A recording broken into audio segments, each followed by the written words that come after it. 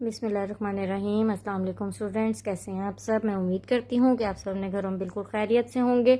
Universal high school ने corona problem की वजह से ऑनलाइन लेक्चर का आगाज़ किया है। उस हवाले से मैं आप लोगों की सोशल स्टडी की टीचर मिस बिनिश क्लास 7 से, ये मेरा लेक्चर नंबर 7 है। लेक्चर नंबर 6 में हम लोग solar system part 2 Pluto and plutoids के बारे में प्लैनेट एंड प्लूटोइड्स के बारे में पढ़े थे, जिसमें हम लोगों ने नेपच्यून और प्लूटो के बारे में पढ़ा था। नेपच्यून जो होता है वो 8th बड़ा प्लैनेट है सोलर सिस्टम में सूरज से फासले के लिहाज से। इसके अलावा उसका जो डायमीटर है वो 55,528 किलोमीटर सेंटीमीटर है। उसका एवरेज टेम्परेचर जो है वो -214 डिग्री सेल्सियस है। उसके बाद हमने प्लूटो के बारे में पढ़ा था। प्लूटो जो है वो 9th जो प्लैनेट है सोलर सिस्टम में, और ये बिल्कुल सोलर सिस्टम के एज पे मौजूद होता है यानी कि बिल्कुल किनारे पे मौजूद होता है। ये सबसे इसकी दूरी जो है वो सबसे ज़्यादा है। इसके अलावा हमने उसका डायमीटर पढ़ा था 2302 किलोमीटर। इसके साथ मैंने आप लोगों को एक होमवर्क दिया था जिसमें आप लोगों ने 3 क्वेश्चन करने थे। Name the 8th planet of the solar system, जिसका आंसर बनता है Neptune is the 8th planet in solar system.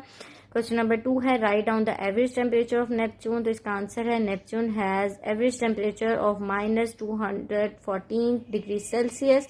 Question number 3 है what is the diameter of Pluto, Pluto has diameter of 2302 kilometres. ये आप लोगों का होमवर्क था। I hope so आप सब बच्चों ने कर लिया होगा। आप सब बच्चे अपना होमवर्क यहाँ से टैली कर लें। अगर किसी बच्चे कोई मिस्टेक हुई है तो आप काइंडली यहाँ से देख के अपने होमवर्क को करेक्ट कर लें। अब हम लोग लेक्चर नंबर 8 की तरफ आते हैं। तो आज हम लोगों ने लेक्चर नंबर 8 में न्यू चैप्टर स्टार्ट करना है, unit number 3 the solar system part 3 moons. अभी तक हम लोग सोलर सिस्टम की बेसिक्स के बारे में हम लोगों ने पार्ट 1 में पढ़ा था। पार्ट 2 में हमने प्लैनेट्स के बारे में पढ़ा था। अब हम मजीद प्लैनेट्स के जो मून्स हैं उनके बारे में पढ़ेंगे। यूनिट नंबर 3 में तो तमाम बच्चे अपनी बुक्स नोट्स ओपन करें, पेज नंबर 2।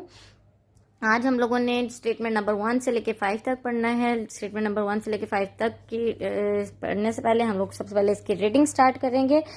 पहली स्टेटमेंट दी गई है moons are the national satellite of planets and plutoids. Number 2 moon satellites orbit around their own planets.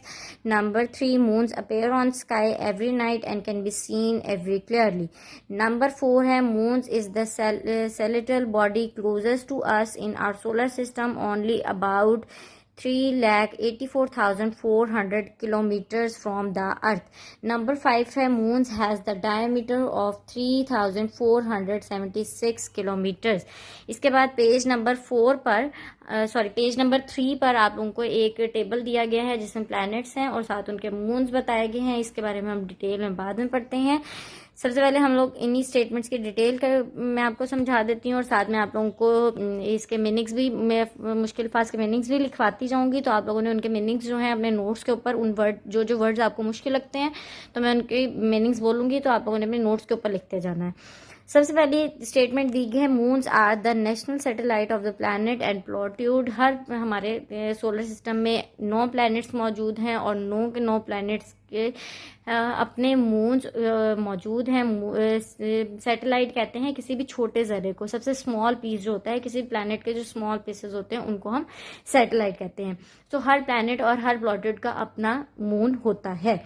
Number 2 बताया गया है मून सैटेलाइट ऑर्बिट। ऑर्बिट का मतलब होता है गर्दिश करते रहना। Orbit around their on planets, तो हर जो मून है, हर जो चांद है वो अपने ही प्लैनेट के गिर्द गर्दिश करता है। यानी कि जैसा कि हम अपने अर्थ की बात करते हैं तो जो हमारे ज़मीन का हमारे ज़मीन का जो मून होगा वो ज़मीन के गिर्द ही गर्दिश करता रहेगा, वो किसी और प्लैनेट के गिर्द गर्दिश नहीं कर सकता। तीसरी स्टेटमेंट दी गई है moons appears on sky every night. Appear का मतलब होता है जाहिर होना। तो जो चांद हैं हर प्लैनेट्स के जो मून्स हैं वो हमें रोज रात को आसमान के ऊपर नजर आते हैं। Can be scene very clearly,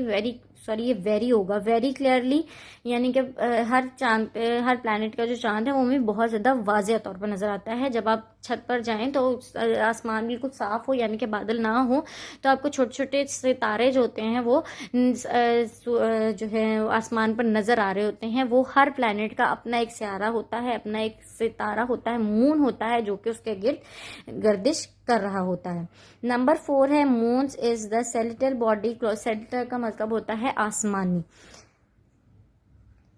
sorry celestial body, celestial का मतलब होता है आसमानी, closest to us in our solar system only about 3,84,400 kilometres from the earth.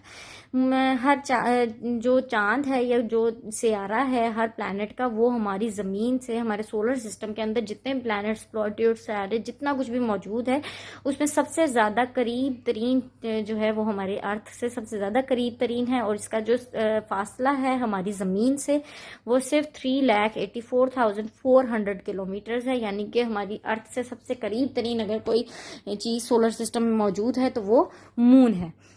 Number 5 बताया गया है moon has the diameter of 3,476 kilometre. Moon का, चांद का जो डायमीटर है, कुतर है, यानी कि उसकी जो गुलाई की जो मोटाई होती है वो है 3,476 किलोमीटर्स। इसके बाद पेज नंबर 3 पे आए तो यहाँ पे आपको हर प्लैनेट के आगे उसके मून्स बताए गए हैं। हमारे सोलर सिस्टम में 9 प्लैनेट्स हैं और 9 प्लैनेट्स के जो जितने मून्स हैं वो डिस्क्राइब किए गए हैं। मरकरी का कोई भी मून नहीं होता, जो कि पहला प्लैनेट है, हमारे सबसे बड़ा प्लैनेट है हमारे सोलर सिस्टम में। उसके बाद सेकंड नंबर पे जो बड़ा प्लैनेट है वीनस, उसका भी कोई मून नहीं होता। अर्थ थर्ड पे आता है, इसका एक मून है। मार्स फोर्थ प्लैनेट है, हमारे सबसे बड़ा प्लैनेट है, उसके 2 मून है। जुपिटर जो है 5th बड़ा प्लैनेट है, उसके 63 मून्स हैं। सैटर्न जो है वो 6th बड़ा प्लैनेट है, उसके 56 मून्स हैं। यूरेनस जो है वो 7th प्लैनेट है, सबसे बड़ा सोलर सिस्टम का बड़ा प्लैनेट, उसके 27 मून्स हैं। नेपच्यून 8th प्लैनेट है, उसके 13 मून्स हैं। इसी तरह प्लूटो जो है वो सबसे आखिरी यानी कि 9th प्लैनेट है, इसके अपने 3 मून्स मौजूद हैं। लेक्चर नंबर 7 हमारा यहीं तक था। आई होप सो आप सब बच्चों को लेक्चर नंबर 7 समझ आ गया होगा। इसके साथ मैं आप लोगों को एक होमवर्क दे रही हूँ जिसमें आप लोगों ने 3 क्वेश्चन करने हैं। Describe the distance of the moon from earth. आप लोगों ने चांद का अर्थ से जो फासला है वो बताना है। क्वेश्चन नंबर 2 में what is the diameter of moon, moon का डायमीटर आप लोगों ने बताना है। क्वेश्चन नंबर 3 दे रही हूँ, how many moons of Jupiter and Neptune. जो हम लोगों ने अभी टेबल पढ़ा है उसमें सबके मून्स बताए गए हैं, उसमें से आपने जुपिटर के मून्स और नेपच्यून के जो मून्स हैं वो आप लोगों ने लिखने हैं। लेक्चर नंबर 7 हमारा यहीं तक था। आई होप सो आप सब बच्चों को लेक्चर नंबर 7 समझ आ गया होगा और साथ ही आप लोगों को अपना होमवर्क भी समझ आ गया होगा। अगर आप लोगों को कोई चीज़ समझ नहीं आती है तो आप काइंडली मुझसे कांटेक्ट करें, मैं आप लोगों को इसको मज़ीद एक्सप्लेन कर दूंगी। आप लोगों ने ये तीनों क्वेश्चन अपनी नीट नोटबुक पे करने हैं। उसके साथ साथ आप लोगों ने स्टेटमेंट नंबर 1 से लेके 5 तक और इस साथ साथ इस टेबल को भी अच्छे से याद कर लेना है, क्योंकि इसमें बहुत सारे एमसीक्यूज और बहुत सारी फिल इन द ब्लैंक्स बनती हैं। तो आपने इन तमाम स्टेटमेंट्स को और टेबल को अच्छे से याद भी कर लेना है।